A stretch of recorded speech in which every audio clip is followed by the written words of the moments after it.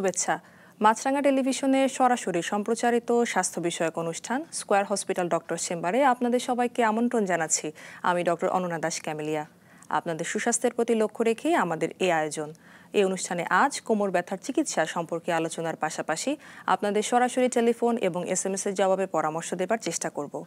কোমর ব্যথার চিকিৎসা সম্পর্কে আলোচনা করতে এবং চিকিৎসা বিষয়ক পরামর্শ দিতে আজ আমাদের সঙ্গে আছেন স্কয়ার হসপিটালের অ্যানেস্থেসিওলজি ও পেইন মেডিসিন ডিপার্টমেন্টের কনসালটেন্ট ডক্টর মোহাম্মদ ইশতিয়াক আহমেদ। ধন্যবাদ আপনাকে অনুষ্ঠানে আসার জন্য। কেমন আছেন? আলহামদুলিল্লাহ, আমি ভালো আছি। আপনাকেও এবং দর্শকবৃন্দকে সালাম এবং শুভেচ্ছা। স্যার, প্রথমেই আপনার কাছে একটু জানতে চাই, অ্যানেস্থেসিয়া আর পেইন মেডিসিন এই দুটার মধ্যে আসলে সম্পর্কটা কি?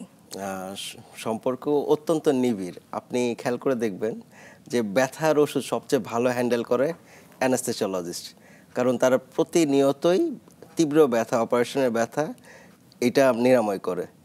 এরপরে আপনি দেখবেন যে নার্ভ ব্লক, পেইন মেডিসিনে অনেকগুলো আছে যেখানে নার্ভ ব্লক দিতে হয়, যেখানে নিডেল নিয়ে কাজ করে, এখানে সবচেয়ে সাবলীলভাবে কাজ করতে পারে একজন অ্যানেস্থেসিওলজিস্ট। তো আমরা যখন অ্যানেস্থেসিয়া একটা স্পেশাল সাবজেক্ট, যেটা আমরা MBBS লেভেলে আসলে তেমন কিছু পড়ি না। এরপরে একজন ভালো অ্যানেস্থেসিওলজিস্ট হইতে হলে আমাকে 4 থেকে 6 বছর এই অ্যানেস্থেসিয়া নিয়ে পড়তে হয়। তখন আমরা নিডেল দিয়ে বিভিন্ন nerve block, central venous catheter করা, আর্টেরিয়াল করা, এগুলো আমরা সবসময় করে থাকি। সুতরাং নিডেল দিয়ে যখন কোনো কাজ করতে হয় তখন আমরা অত্যন্ত সাবলীল থাকি। আর এরপর পেন মেডিসিন হচ্ছে একটা সুপার স্পেশাল সাবজেক্ট, যেখানে আলাদা কিছু পড়ালেখা দরকার পড়ে। এরপরে আল্ট্রাসাউন্ডের ব্যবহার, তারপর সিয়াম নিয়ে এক্সরে নিচে কাজ করার অভিজ্ঞতা লাগে, এবং আধুনিক যত সব যন্ত্রপাতি আছে এগুলো সম্বন্ধে নলেজ এবং ব্যবহার পদ্ধতিও শিখতে হয়। আমি বলছি না যে অ্যানেস্থেসিওলজিস্ট হলেই ভালো পেইন স্পেশালিস্ট হতে পারবে, বাট অ্যানেস্থেসিয়া যারা কাজ করে তারা যদি এই ব্যাপারে ট্রেনিং নিয়ে থাকে এবং এইসব ব্যাপারে অভ্যস্ততা তার হয়ে থাকে, তাহলে তারা সাবলীলভাবেই পেইন মেডিসিনে কাজ করতে পারবে ইনশাআল্লাহ। আচ্ছা স্যার, একটু জানতে চাই আপনার কাছে পেইন মেডিসিন আর ইন্টারনাল মেডিসিন এই দুটার মধ্যে আসলে কোনো সম্পর্ক আছে কিনা? পেইন মেডিসিন শুধু ব্যথার অংশটুকু নিয়ে কাজ করে, আর ইন্টারনাল মেডিসিন সমস্ত রোগ সম্বন্ধে নিয়ে কাজ করে। কিছু কিছু রোগে ব্যথা হয়, কিছু কিছু রোগে ব্যথা হয় না। তো যেসব রোগে ব্যথা হয় এটাও পেইন মেডিসিনের মধ্যে অন্তর্গত। আচ্ছা স্যার, একটু জানতে চাই পেইন মেডিসিনের কোনো স্পেকট্রাম আছে নাকি, বা কি কি নিয়ে আসলে একজন অ্যানেস্থেসিওলজিস্ট এই পেইন মেডিসিনের সাথে কাজ করে? পেইন মেডিসিন টোটালি একটা অ্যানেস্থেসিয়ার সাব স্পেশালিটি, যেখানে স্পেশালাইজড ট্রেনিংয়ের প্রয়োজন হয়। দেশে এবং বিদেশে এই ট্রেনিংটা নেওয়া যায়। আর সাধারণত আমাদের যেসব রোগে ব্যথা হয় কিংবা যেসব জায়গায় ব্যথা হয়, কেন ব্যথা হয় সেই কারণগুলো খুঁজে বের করা এবং তার চিকিৎসা পদ্ধতি, আধুনিক চিকিৎসা পদ্ধতি সম্বন্ধে যে জ্ঞানটা, সেটা আসলে পেইন মেডিসিনের অন্তর্গত। আচ্ছা স্যার, একটু জানতে চাই যে আজকে আমাদের একটি গুরুত্বপূর্ণ টপিক হচ্ছে কোমর ব্যথা। এই কোমর ব্যথাতে আমাদের বাংলাদেশের নারী পুরুষরা তো কম বেশি ভুগে থাকেন, তো এটার কোনো রেশিও বা কোনো পরিসংখ্যান আছে কিনা? হ্যাঁ, পরিসংখ্যান অবশ্যই আছে। পরিসংখ্যান আমরা সাধারণত দেখা যায়, আমরা বাংলাদেশিরা সাধারণত আমরা অভ্যস্ত না, আমরা কাজ করতে খেলতে অভ্যস্ত না, আমরা রোদে যাই না। এর ফলে হয় কি, আমরা ছোটোবেলা থেকেই যখন আমাদের মাংসপেশি এবং হাড় দুর্বল থাকে, এবং আলটিমেটলি যখন আমরা বয়স হয় তখন আমাদের মাংসপেশি এবং হাড় সেগুলো ক্ষয় হতে শুরু করে এবং আমাদের ব্যথা শুরু হয়। তখন সামান্য যে কোনো একটা, ধরেন যে রিকশায় যাচ্ছি, হঠাৎ করে একটা ঝাঁকিতে ব্যথা হয়ে গেল, ইভেন শোয়া থেকে ঘুরে উঠতে গেলেও কখনো কখনো আমরা আঘাতপ্রাপ্ত হই। আবার এমনও হয় যে অস্থি এমনভাবে ক্ষয় হয়ে যায় যে আলটিমেটলি ওই দুর্বল অস্থি এবং মাংসপেশি থেকে ব্যথা শুরু হয়। আর এক্ষেত্রে আমরা দেখছি যে মেয়েরা যারা আছে তাদের ব্যথা বেশি হয়, কারণ সাধারণত তারা সবসময় ঘরের ভিতরেই থাকে, তারা সানলাইটে যায় না, তাদের ভিটামিন ডি এর অভাব থাকে, তাদের অনেক সময় খাওয়া দাওয়া ভালো করে না, নিউট্রিশনের অভাব থাকে। সুতরাং মহিলাদের ব্যথাটা বেশি হয়। আচ্ছা স্যার, একটু জানতে চাই, যখন একজন পুরুষ বা নারী এরকম কোমর ব্যথা বা দীর্ঘমেয়াদী কোমর ব্যথা নিয়ে ভুগছে, তারা সাধারণত কি কি উপসর্গ বা সিমটম নিয়ে আপনাদের কাছে আসে? প্রথমত আসে 2 ধরনের সিমটম নিয়ে। এক হচ্ছে যে আমার শুধু কোমরে ব্যথা, আরেক ধরনের রোগী আসে যে আমার কোমরে ব্যথা, সেই সাথে আমার পায়েও ব্যথা আছে, ব্যথাটা পায়ের দিকে সরে যায়।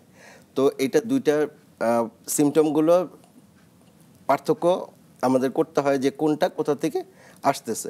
প্রথমত আমরা যখন দেখি যে আমাদের মেরুদণ্ডে আমাদের ওখানে হাড় আছে, মেরুদণ্ডের ভার্টিব্রা, এর মাঝখানে ডিস্ক আছে, এর সাথে সাথে আছে কতগুলো জয়েন্ট এবং মাংসপেশি এবং লিগামেন্ট, ওখানে মেরুদণ্ড এরিয়া। এরপর সাথে আছে লাগানো আমরা যে হাড্ডির উপর বসে থাকি, আর একটা হাড্ডি উঁচু হাড্ডি, এই দুটো হাড্ডির মধ্যে স্যাক্রোআইলিয়াক জয়েন্ট, এই জয়েন্ট থেকেও ব্যথা হয়। এরপর আমরা উঁচু যে জয়েন্টটা এবং আমাদের রানের যে হাড্ডি যেটা বলে আমরা হিপ জয়েন্ট, এই হিপ জয়েন্ট থেকেও ব্যথাটা হয়ে থাকে। সুতরাং এই দুই ধরনের যখন ব্যথা হয় তখন আমাদের কারণ নির্ধারণ করতে হয় যে আমাদের ব্যথাটা কোত্থেকে উৎপত্তি হচ্ছে, এবং এটা কোমরে ব্যথা হলে এটা কারণ অন্য, এবং পায়ের দিকে গেলে সেটা ভিন্ন কারণ বহন করে। স্যার একটু জানতে চাই আপনার কথা প্রসঙ্গে যে আমাদের যে লো ব্যাক পেইন, এই লো ব্যাক পেইনের কি কি কারণ হতে পারে?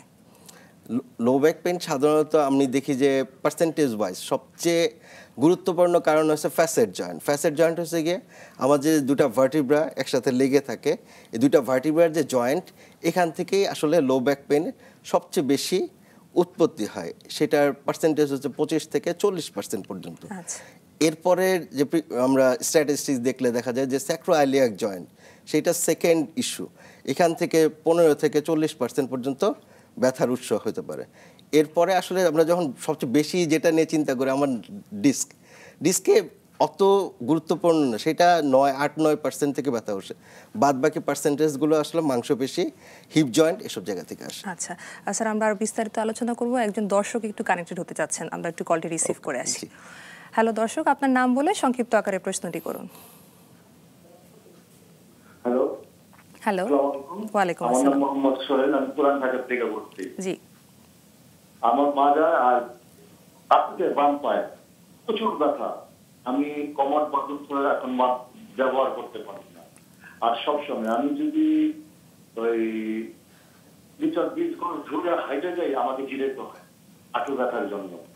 এই কারণে আমি কি করতে পারি? আমি অনেক ডাক্তার দেখাইছি, ঢাকা মেডিকেল, কর্মচারী হসপিটালে, আমাকে ওই কিছু ব্যথার ট্যাবলেট আর ক্যালসিয়ামের। আচ্ছা দর্শক, আপনার বয়সটা একটু বলবেন এবং আপনি কি অকুপেশনে আছেন সেটা আমাদেরকে একটু জানাবেন। আমার বয়স 50। আচ্ছা, আপনি আর কি পেশায় জড়িত আছেন? আমি ঢাকা দক্ষিণ সিটি কর্পোরেশনে আছি। আচ্ছা স্যার, কোনো প্রশ্ন করবেন? আসসালামু আলাইকুম, কেমন আছেন আপনি? ভালো আছি। এই মুহূর্তে কি প্রচন্ড ব্যথায় ভুগছেন আপনি? ব্যথাটা কি পায়ের দিকে নামে? এই যে ব্যথা, হাঁটু আর মাজা ব্যথা, আমার কাছে মনে হয় যে এমন যে আমার মাংসগুলোর মধ্যে ব্যথা আছে, শুধু বাম পায় আর মাজা। তাহলে শুধু বাম পায়ে যদি হয় তাহলে আপনার স্যাক্রোআইলিয়াক জয়েন্ট এবং হিপ জয়েন্ট, এখান থেকেও এই ব্যথাটা হাঁটু পর্যন্ত আসতে পারে। আমি আপনাকে পরামর্শ দিব যে আপনি হসপিটালে এসে আমাদের সাথে যোগাযোগ করুন, এবং যোগাযোগ করলে আপনাকে কোন জয়েন্ট থেকে আপনার ব্যথাটা আসতেছে সেটা আমরা নির্ধারণ করে উপযুক্ত ব্যবস্থাপনা দিয়ে দেবো ইনশাল্লাহ। আমি কি স্কোয়ারে আসবো? জি, আপনি স্কোয়ারে যোগাযোগ করতে পারেন। আমি একটু জানতে চাই স্যার, আমাদের বাংলাদেশে মানুষজন এত কোমর ব্যথা নিয়ে কেন ভোগে আসলে? আমি এটা প্রথমে বলে ফেলেছি, কারণ আমরা জাতিগতভাবে এক্সারসাইজে অভ্যস্ত না।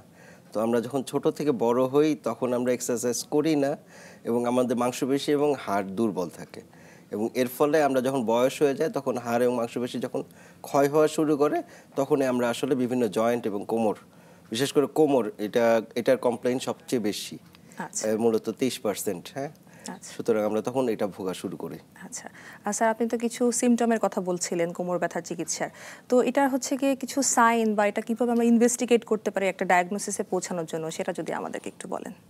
প্রথমে আমরা যেটা আমরা প্রথমে নির্ণয় করার চেষ্টা করি পেইন জেনারেটর, যে অনেকগুলো স্ট্রাকচার আছে আমাদের পিঠের মধ্যে, কোথা থেকে আসলে ব্যথাটা উৎপত্তি হচ্ছে। তো আমরা এর মাঝখানে প্রথমে রোগী আসলে ওনার কথা শুনি, ওনার কথা শুনে আমরা ফিজিক্যাল এক্সামিনেশন করি কথার সাথে, এবং তার যে রোগটা উনি বলেছেন, যেভাবে বলেছেন তার সাথে তার ক্লিনিক্যালি মিলে কিনা। যদি মেলে আমরা একটা ডায়াগনোসিসে পৌঁছাই, সেটা এরপরে আমরা কিছু ইনভেস্টিগেশন করতে দিই সেই ডায়াগনোসিসটা সাপোর্ট করার জন্য।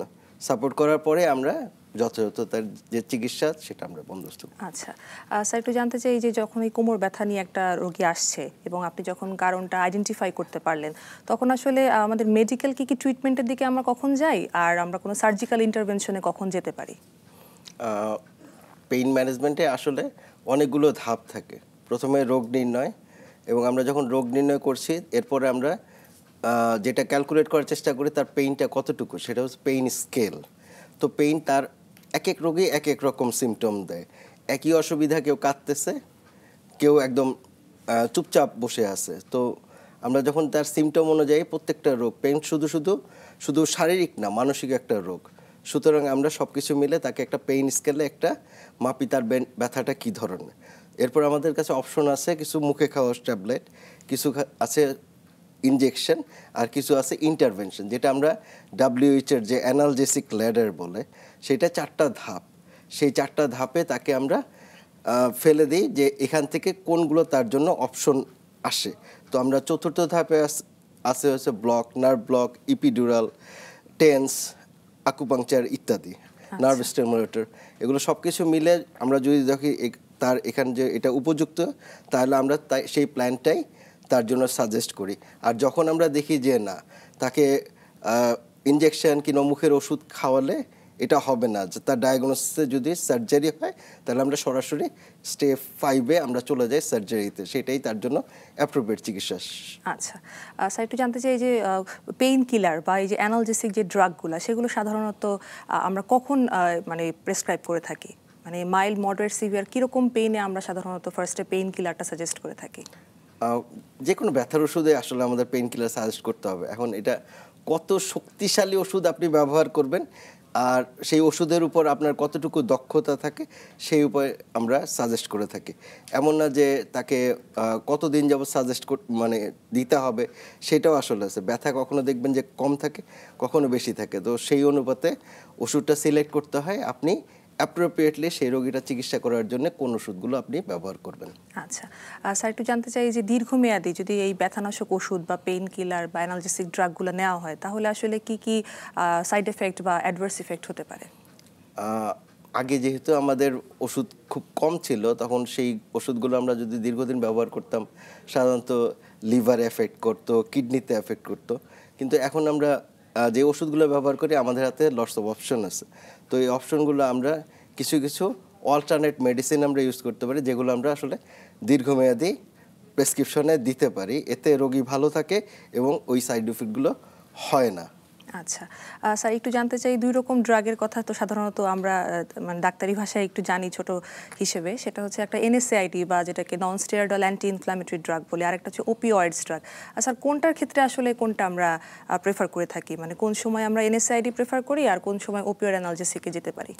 আসলে এখন অ্যানালজেসিক আসলে শুধুমাত্র non steroidal anti inflammatory drug এবং ওপিওয়েডেই নাই, কিছু কো অ্যানালজেসিক্স আছে যেগুলো অল্টারনেটভাবে ব্যথা নাশ করে, যেমন SNRI। এগুলো কিছু ওষুধ আছে, ডুলোক্সিটিন আছে, তো গাবাপিন্টিন আছে, সেগুলো আমরা ইউজ করতে পারি।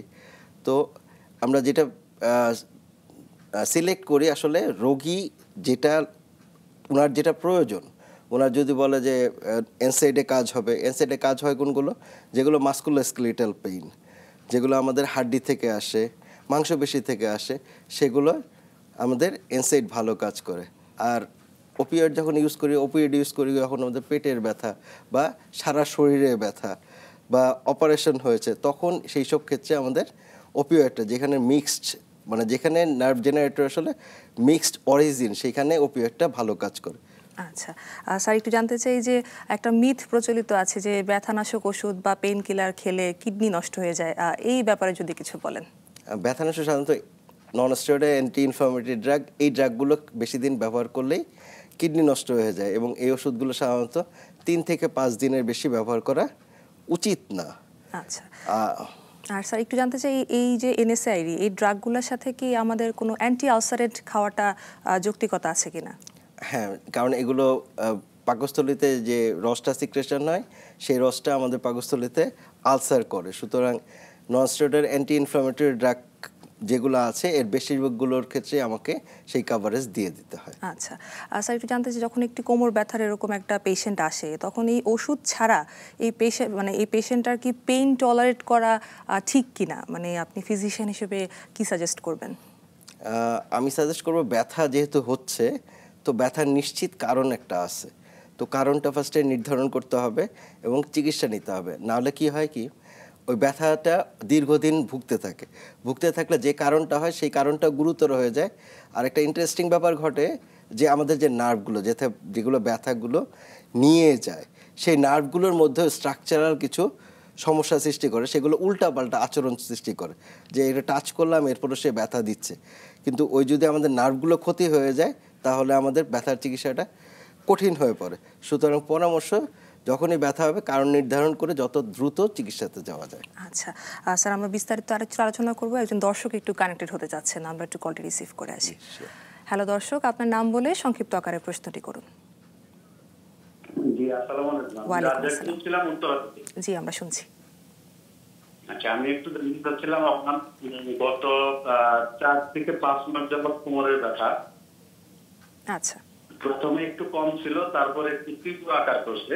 তীব্র আকার ধরার পরে আমি ডক্টর দেখিয়েছিলাম, পেইন ক্লিয়ার দিয়েছিল, কিন্তু আমি বেশি দিন খাইনি।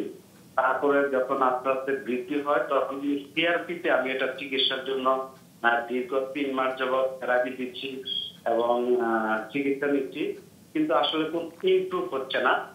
বরঞ্চ বা যে জায়গাটাতে পেইনটা রয়ে গেছে, যেদিক থেকে হোক না কেন জায়গা মতো পেইনটা থেকেই যায়, এটা কোনোভাবেই রিমুভ হচ্ছে না। দর্শক একটু আপনি আপনার বয়সটা আমাদেরকে জানাবেন। 40। আচ্ছা, আপনি কি কোনো ব্যথা পেয়েছিলেন বা কোনো ট্রমার হিস্ট্রি আছে? না, আমি কোনো ব্যথা পাইনি। এখানে আমি সময় নামাজ পড়তে শুরু হয়েছিল, তারপরে 7-8 মাস হয়নি। এখন বর্তমানে গত 3 থেকে 4 মাস যাবত খুব সমস্যা হচ্ছে। আচ্ছা স্যার, যদি কিছু আস্ক করতে চান। আসসালামু আলাইকুম।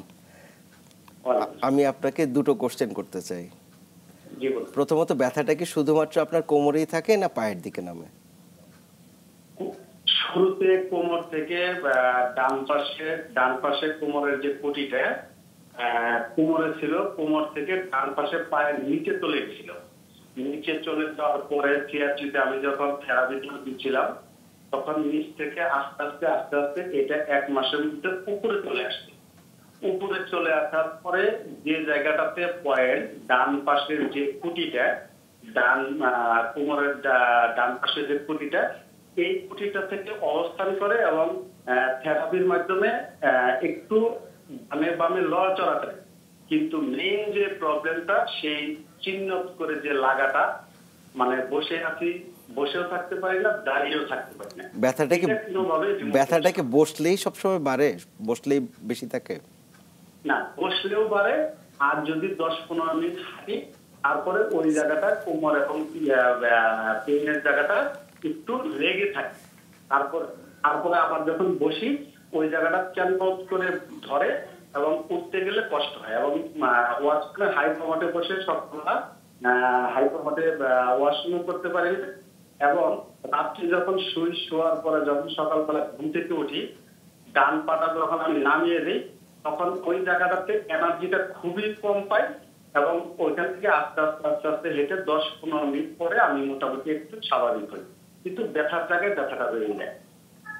দর্শক, আপনার শুধুমাত্র কথা থেকে আমি যেটা বুঝতে পারছি, আপনার ভার্টিব্রাল যে ফ্যাসেট জয়েন্ট, এখান থেকে ব্যথাটা আসছে, কিংবা স্যাক্রোইলিয়াক জয়েন্ট, এখান থেকে ব্যথাটা আসছে। এই দু জায়গার যে কোনো একটা সরাসরি পরীক্ষা না করে বলা মুশকিল, শুধু কথার মাধ্যমে।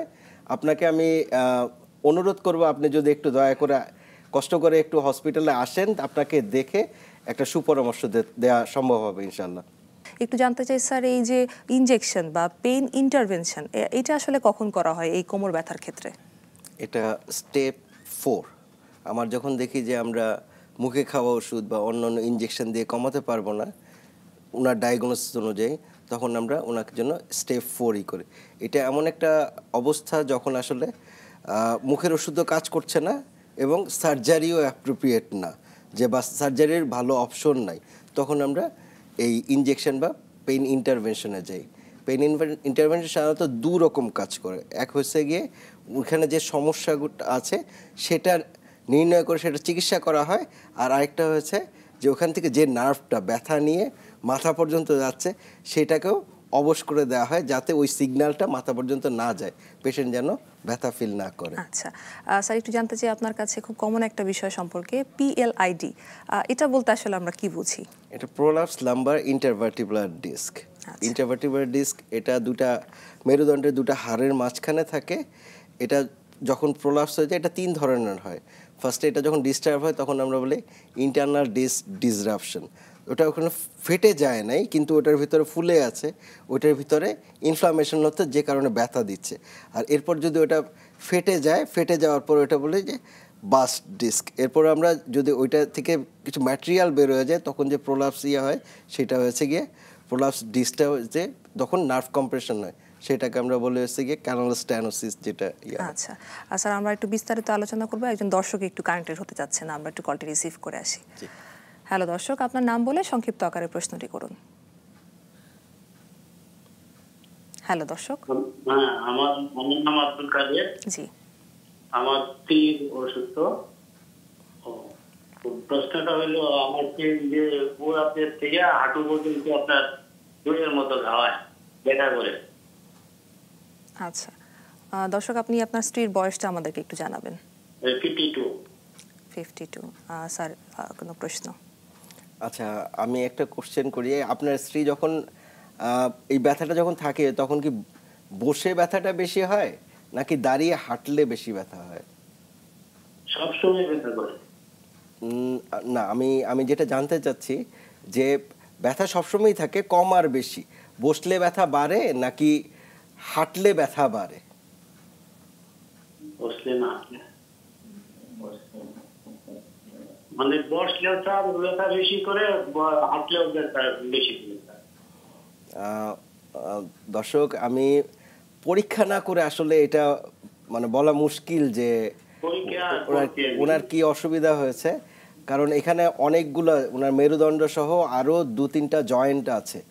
এই যে কোনো 2-3টা জয়েন্টের যে কোনো একটা থেকেও এরকম ব্যথা আসতে পারে।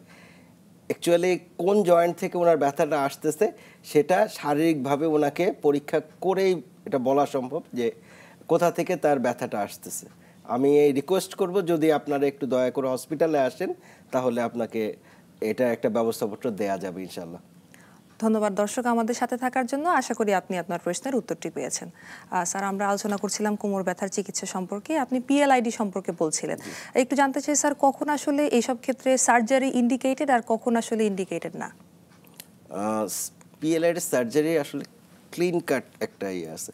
সার্জারি আমি যখন বলবো, সাধারণত মিনিমাল ইনভেসিভ সার্জারি হয়, আর একটা হচ্ছে বড় কেটে অপারেশন করা হয়। তো আমরা ডিস্ক এখনও ফাটে নাই, কিন্তু ওখান থেকে ব্যথা দিচ্ছে, তাহলে বাকুপ্লাস্টি বা নিউক্লিওপ্লাস্টি করা যায় বা ওজন নিউক্লিওলাইসিস করা যায়, তাহলে ওই যেটা ফুলে আছে সেটা ছোট হয়ে যায়। আর যদি ফেটে গিয়ে থাকে, ফেটে যাওয়ার পরে কি করা যায়, সেটা হচ্ছে এন্ডোস্কোপিক ডিস্ক সার্জারি করা যায়। সেটা মিনিমাল ইনভেসিভ, একটা মাত্র ফুটা দিয়ে সেটা যে অংশটুকু ফেটে বের হয়ে গেছে সেটা বের করে নিয়ে যায়। আর একটু বড় সার্জারি ওটা হচ্ছে গিয়ে যে অপারেশন, যেটা অর্থোপেডিক্স বা নিউরো সার্জারি করে, এটা ফেনেস্ট্রেশন এবং ডিসেক্টমি। তো ছোট্ট একটা ইনসিশন দিয়ে সেখান থেকে কেটে যে অংশটুকু বের হয়ে গেছে সেই অংশটুকু বের করে নিয়ে আসে এবং একটু জায়গা করে দেয় যাতে ওই নার্ভটা চাপ না পড়ে। আচ্ছা স্যার, একটু জানতে চাই যে এইসব সার্জারির ক্ষেত্রে মানে পার অপারেটিভ বা পোস্ট অপারেটিভ কোনো কমপ্লিকেশন হতে পারে কিনা, সেটা অ্যানেস্থেশিয়া রিলেটেড হ্যাজার্ডও হতে পারে? এটা কমপ্লিকেশন আসলে এমন কোনো প্রসিডিওর নাই যেটা আসলে 100% সেফ, কিন্তু সতর্ক থাকলে আমরা যে কোনো বিপদ থেকে উতরায় উঠতে পারি। যিনি অপারেশন করবেন উনিও দক্ষতার সাথে, আমরা যিনি অপারেশন করবেন উনিও দক্ষতার সাথে করার চেষ্টা করবেন। আমরা যারা অ্যানেস্থেশিয়া দিই তারও দক্ষতার সাথে সেটা করার চেষ্টা করি।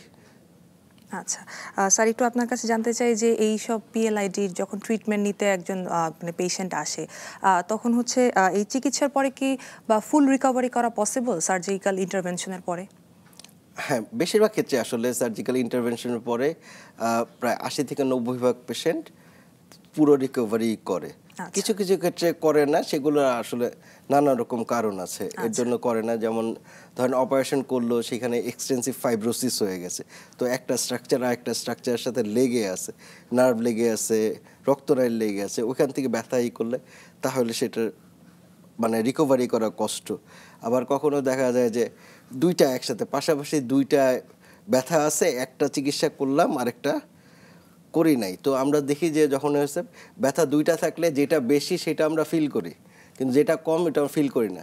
একটা সমাধান করছি তখন অন্য যে পেইন জেনারেটর আছে এটা থেকে ব্যথা শুরু হয়েছে, তখন আমার মনে হয় যে আমার অপারেশনটা ঠিক হয় নাই। আসলে অপারেশন ঠিক হয়েছে কিন্তু আমি ফিল করতেছি না। আর তৃতীয় কারণ হচ্ছে দীর্ঘদিনের ব্যথা। দীর্ঘদিনের ব্যথা, স্ট্রাকচার একটা নষ্ট হয়েছে, নষ্ট হওয়ার পরেও দেখা যায় যে ওই স্ট্রাকচারটা আমি ঠিক করেছি, কিন্তু ওই যে বলেছিলাম যে ব্যথা মানসিক এবং নার্ভের, তো ওই যে নার্ভটা ওখানে সাপ্লাই দিচ্ছ সেইটা উল্টাপাল্টা আচরণ করে।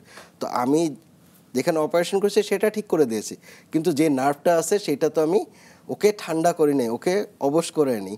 সুতরাং সে অন্য কোনো স্টিমুলাসে সেই ব্যথাটা নিয়ে আমার মাথা পর্যন্ত ক্যারি করে নিয়ে যায়। এর জন্য সে বলা যায় যে ওই রোগীগুলো একটু মনে হয় একটু ভোগায়।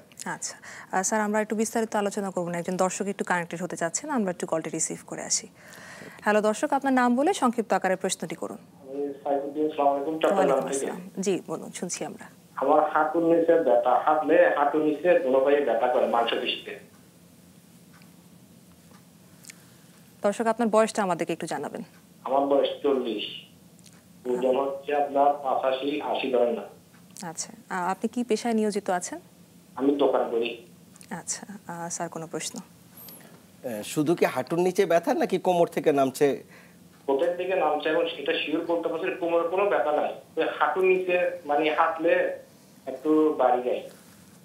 হাঁটুর নিচে একটু হাঁটলে হয়? হ্যাঁ, দুটো পায়ে মানে হাঁটুর নিচে ব্যথা, মাংসপেশিতে কাম মাসেল আছে না, জি, ওদিকে ব্যথা করে, অথবা ওই হাঁটুর নিচে কাম মাসেল, হাঁটুর নিচে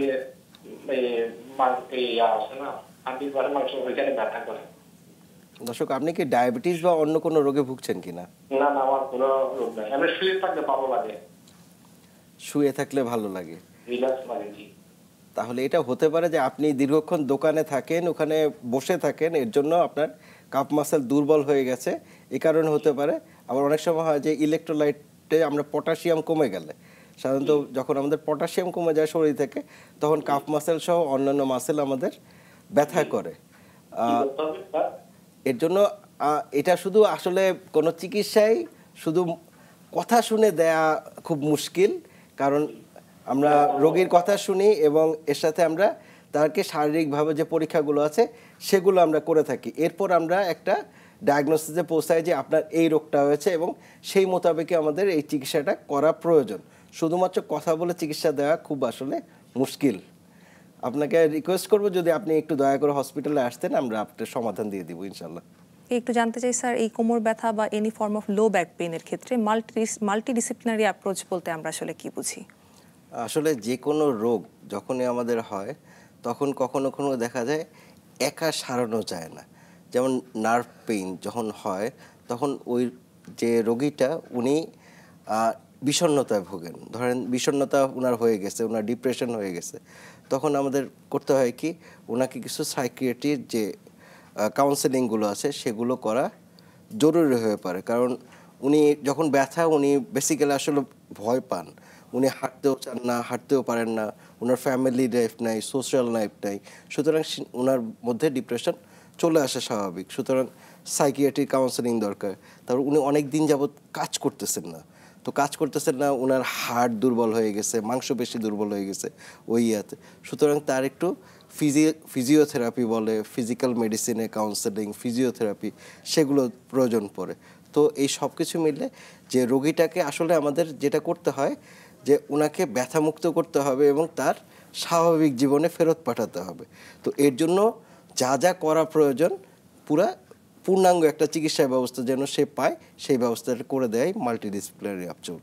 আচ্ছা স্যার, একটু জানতে চাই, যখন একটা পেশেন্টের এরকম কোমরবিডিটিস থাকে, যেমন ডায়াবেটিস মেলাইটাস বা হাইপারটেনশন থাকে, বা কোনো রকমের হচ্ছে অনেক দিন ধরে লং টার্ম কোনো ইকোস্প্রিন জাতীয় ওষুধ খায়, এইসব রোগীর ক্ষেত্রে আসলে কীরকম লাইফস্টাইল মডিফিকেশনটা করা উচিত এই পেইন ম্যানেজমেন্টের ক্ষেত্রে? লাইফস্টাইল মডিফিকেশন আসলে শুধু পেইন ম্যানেজমেন্টের জন্য ইম্পর্টেন্ট না, আসলে এটা সবচেয়ে ইম্পর্টেন্ট ব্যাপার। কারণ লাইফস্টাইল মডিফিকেশন হচ্ছে গিয়ে আপনি কিভাবে উঠবেন, কিভাবে বসবেন, কিভাবে ঘুমাবেন, কতক্ষণ ঘুমাবেন, আপনি কতক্ষণ শারীরিক পরিশ্রম করবেন, কখন ব্যায়াম করবেন, কখন ঘুমাবেন, এই সব কিছু মিলে তার একটা নিয়ন্ত্রিত জীবন ব্যবস্থা, যেই নিয়ন্ত্রিত জীবন ব্যবস্থায় উনি পুরো পূর্ণাঙ্গ সচল অবস্থায় থেকে উনি ওনার জীবনটা পার করতে পারেন। তো শুধু পেইন ম্যানেজমেন্টের জন্য লাইফস্টাইল মডিফিকেশন ইম্পর্টেন্ট না, যে কোনো ক্রনিক ডিজিজ, ইভেন একজন মানুষ সম্পূর্ণ হেলদি, তাও তার লাইফস্টাইল মডিফিকেশনের প্রয়োজন আছে, এবং আমরা যারা বাংলাদেশি তারা হেলদি লাইফস্টাইলে অভ্যস্ত না। এর জন্য আমাদের মনে হয় যে এটা সবসময় বলছে এটা সবচেয়ে নেগলেক্টেড বিষয়, কিন্তু সবচেয়ে ইম্পর্টেন্ট গুরুত্বপূর্ণ বিষয় হচ্ছে লাইফস্টাইল মডিফিকেশন। আমি যদি লাইফস্টাইল মডিফিকেশন করতে পারি তাহলে ডায়াবেটিস, কিডনি ডিজিজ, লিভারের ডিজিজ বা যা যা রোগে আমরা দীর্ঘদিন যাবৎ ভুগি সেগুলো আমরা অটোমেটিক্যালি আমার শরীরে একটা এনর্মাস হিলিং পাওয়ার আছে। শরীর ওটা আমি যদি লাইফস্টাইল ঠিক করতে পারি, শরীর সেটা হিল করে অনেকটা সুস্থতার কাছাকাছি নিয়ে আসে। আচ্ছা স্যার, একটু জানতে চাই যে আপনি যে অপারেশনের কথা বলছিলেন, যখন আমাদের কোনো স্পাইনাল অপারেশন বা কিছু হয়, অনেক সময় বলে যে এইরকম অপারেশনের পরেও অনেক সময় রোগী কমপ্লেন করে যে আমার ফুললি ব্যথাটা কমে নাই। এইসব ক্ষেত্রে স্যার কারণ কি হতে পারে? এসব কোনো আমি বলেছি যে ওইখানে অ্যাডহেশন হয়, অ্যাডহেশন হলে হতে পারে মাল্টিপল পেইন জেনারেটর যদি থাকে সেই কারণে হতে পারে। তারপর যদি রোগীটা তার রিহ্যাব ভালো না হয়, অপারেশন করে দিয়েছি কিন্তু তার রিহ্যাবটা ভালো হয় নাই, তার ওইখান থেকে নার্ভের যে পেইনটা জেনারেট করতেছে সেইটা এখনও ডিসচার্জ করছে। সুতরাং এইসব রোগীদের ক্ষেত্রে রিহ্যাবিলিটেশন অত্যন্ত জরুরি একটা ব্যাপার। যে আমি অপারেশন করে ওনাকে ছেড়ে দিলাম আর উনি একদম সুস্থ হয়ে যাবেন, এইটা আশা করা ঠিক না। সুতরাং উনি যখন আসবেন আমরা অপারেশন করব বা বিভিন্ন প্রসিডিওর করব, একজন সার্জনও অপারেশন করবেন, অপারেশন করেও এরপরে দেখা যাবে তাকে 3 মাসের একটা রিহ্যাবিলিটেশন প্ল্যান দিয়ে দিলে তাহলে দেখা যাবে যে তার যে ক্ষতিটা হয়েছিল, তার যে ধকলটা হয়েছিল সেটা সে রিকভার করে তার জীবনে স্বাভাবিক জীবনে ফিরে যেতে পারবে। আচ্ছা স্যার, যে আপনি রিহ্যাবিলিটেশনের কথা বলছেন, আসলে এইরকম অপারেশনের পরে আসলে কতদিন কমপ্লিট বেড রেস্ট প্রেফার করে সার্জনরা? আমরা সাধারণত বেড রেস্ট যত কম সম্ভব সাজেস্ট করে থাকি। যে হঠাৎ এখন ব্যথা পেলে আমরা সাধারণত বলি 3 থেকে 5 দিন আপনি রেস্টে থাকবেন। কারণ একটা জিনিস দেখবেন যে আমরা যখন কোনো হাত বা পা বা শরীর আমরা চালাই না, তখন সেটা দেখা যায় যে আংশিকভাবে সেটা আস্তে আস্তে চিকন হয়ে যেতে থাকে। সুতরাং এখনকার পরামর্শ হয়েছে যত দ্রুত সম্ভব আমরা স্বাভাবিক জীবনে ফিরতে পারবো, এক্সারসাইজে ফিরতে পারবো, এবং ওই অর্গানগুলো আমরা যদি হাত পা এগুলো যদি আমরা নাড়াচাড়া করতে পারি তাহলে সেটা অটোমেটিক্যালি ঠিক হয়ে আসে। বেড রেস্টের কনসেপ্ট আস্তে আস্তে আমরা তুলে দিচ্ছি। আচ্ছা, তার মানে আর্লি মোবিলাইজেশনটাই এখানে ইম্পর্টেন্ট রোল প্লে করছে। আচ্ছা স্যার, একটু জানতে চাই, আপনি ডায়াবেটিসের কথা বলছেন, হাইপারটেনশন, এটার সাথে স্যার খুব কমন একটা ডিজিজ জড়িত, ডায়াবেটিক নেফ্রোপ্যাথি বা ডায়াবেটিক নিউরোপ্যাথি, যেটা আমাদের লোয়ার লিম্বের দিকে যাচ্ছে, এটা সম্পর্কে যদি একটু বলেন। এটা আসলে ডায়াবেটিসের কনসিকোয়েন্স। আমার যদি কন্ট্রোল না থাকে তাহলে হয় কি এই ডায়াবেটিস আমার নার্ভগুলোকে অ্যাটাক করে, শুধুমাত্র এমন অ্যাটাক করে সারা শরীরের নার্ভগুলো অ্যাটাক করে। বেশিরভাগ ক্ষেত্রে আছে আমাদের লিম্বগুলো হয়, তখন আমরা সেটা অবশ হয়ে গেলে আমি নাড়াতে পারি না, সেখানে কোনো সেন্সেশন পাই না। আলটিমেটলি ওখানে যদি কখনো ব্যথা পেলে রোগী বুঝতে পারে না, সেখান থেকে ইনফেকশন হয়। সুতরাং যদি ডায়াবেটিক নিউরোপ্যাথি আমরা যদি আর্লি ডায়াগনোসিস এবং ট্রিটমেন্টে না যাই তাহলে রোগীর বড় ধরনের ক্ষতি হয়ে যাওয়ার সম্ভাবনা থাকে। আচ্ছা স্যার, একটু জানতে চাই যে অনেক সময় পিঠে এই ব্যথাটা রেডিয়েট করতে পারে, তো এইসব ক্ষেত্রে কি আসলে এই যে ফিজিক্যাল এক্সারসাইজ করাটা ইম্পর্টেন্ট কিনা যদি পেইন রেডিয়েশন করে পিঠে? আমি প্রথমে সাজেস্ট করব যে যখন ব্যথা আছে, ব্যথা অবস্থায় কোনো এক্সারসাইজ না, কারণ ব্যথা অবস্থায় আমরা এক্সারসাইজ মানে কি ফ্লেকশন, এক্সটেনশন এবং কমপ্লিট রেঞ্জ অফ মোশন আমার যেতে হবে। আমি যদি এখানে আছি এই পর্যন্ত আমি ব্যথা পাই তাহলে আমার এটা আসলে এক্সারসাইজে হলো না, উল্টো আসলে আমাকে ক্ষতি করতেছি, আমি ব্যথা পাইতেছি, আমাকে ব্যথা করতেছি এবং আমার কাজটাও হচ্ছে না। সুতরাং আমার পরামর্শ হচ্ছে ব্যথা নিয়ন্ত্রিতভাবে কমিয়ে এরপর এক্সারসাইজে যাওয়া। আচ্ছা স্যার, আমরা অনুষ্ঠানের একদম শেষ পর্যায়ে চলে এসেছি। আজকে আপনার অনুষ্ঠানে আসার জন্য অসংখ্য ধন্যবাদ। দর্শকদের উদ্দেশ্যে যদি আজকের আলোচনা নিয়ে কোনো পরামর্শ থাকে। আমার পরামর্শ হচ্ছে ব্যথা হচ্ছে দুনিয়া এবং আখিরাতের সবচেয়ে কঠিন শাস্তি। যখন ব্যথা হচ্ছে তার নিশ্চয়ই কোনো কারণ আছে। যত দ্রুত সম্ভব আমি কারণ নির্ধারণ করে চিকিৎসা নিব, তত দ্রুত আমি সুস্থ হয়ে যাব। সুতরাং দয়া করে চিকিৎসা নেন, সুস্থ এবং সবল থাকুন। আপনাদের ধন্যবাদ। স্যার, আরেকটু জানতে চাই যে লাম্বারগো সায়াটিকা, এটা সম্পর্কে যদি স্যার একটু আমাদেরকে বলেন। সায়াটিকা প্রোলাপস ডিস্ক যেটা বলে, সেটা থেকে যদি যখন নার্ভের চাপ পড়ে তখন নার্ভ ইস্কেমিয়া হয়। তখন যে পিঠ থেকে যে দুপাশে মেরুদণ্ডের দুপাশ থেকে যে নার্ভগুলো নিচের দিকে নেমে যাচ্ছে, তখন ওইটা যখন ইস্কেমিয়া হয় তখন ওই বরাবর ওই নার্ভের বরাবর ও যতটুকু সাপ্লাই করে ততটুকু পর্যন্ত পায়ের দিকে ব্যথাটা নামে। সাধারণত দেখা যায় যে বেশিরভাগ ক্ষেত্রে অ্যাফেক্টেড হয়েছে গিয়ে লাম্বার 5, S1 এই নার্ভগুলো বেশি অ্যাফেক্টেড হয়। তখন একদম পায়ের গোড়া পর্যন্ত যায়। তখন পেশেন্ট এমন হয় কি উনি হাঁটতে পারেন না, কিছু দূর গেলে উনার পায়ে এমনভাবে ব্যথাই করে উনি হাঁটতে পারেন না। উনি তখন ভালো মানে ঠিক হওয়ার জন্য সামনের দিকে ঝুঁকে যান। আচ্ছা, এইসব ক্ষেত্রে তাছাড়া আমাদের মানে চিকিৎসকের পরামর্শ নিলে মনে হয় রোগী অনেক উপকৃত হবে। হ্যাঁ, অবশ্যই। আমি ধন্যবাদ স্যার আমাদের অনুষ্ঠানে আসার জন্য। আমরা অনুষ্ঠানে একদম শেষ পর্যায়ে চলে এসেছি। আজকে আসার জন্য অসংখ্য ধন্যবাদ জানাচ্ছি। অসংখ্য ধন্যবাদ আপনাকেও। দর্শক দেখছিলেন মাছরাঙা টেলিভিশনে সরাসরি সম্প্রচারিত স্বাস্থ্য বিষয়ক অনুষ্ঠান স্কয়ার হসপিটাল ডক্টর চেম্বার। আমরা চেষ্টা করেছি কোমর ব্যথার চিকিৎসা সম্পর্কে আলোচনার পাশাপাশি আপনাদের সরাসরি টেলিফোন এবং SMS এর জবাবে পরামর্শ দিতে। তবে সময় স্বল্পতার কারণে সবাইকে সহযোগিতা করতে না পারায় আমরা আন্তরিকভাবে দুঃখিত। তারপরও আশা করছি অনুষ্ঠানটি নিশ্চয়ই আপনাদের কোনো না কোনোভাবে কাজে লেগেছে। সবসময় সাথে থাকতে জয়েন করুন আমাদের ফেসবুক পেজে www.facebook.com/মাছরাঙা টেলিভিশনে। সবাইকে আবারও শুভেচ্ছা জানিয়ে আজকের মতো বিদায় নিচ্ছি। সুস্থ থাকুন, মাছরাঙার সঙ্গেই থাকুন।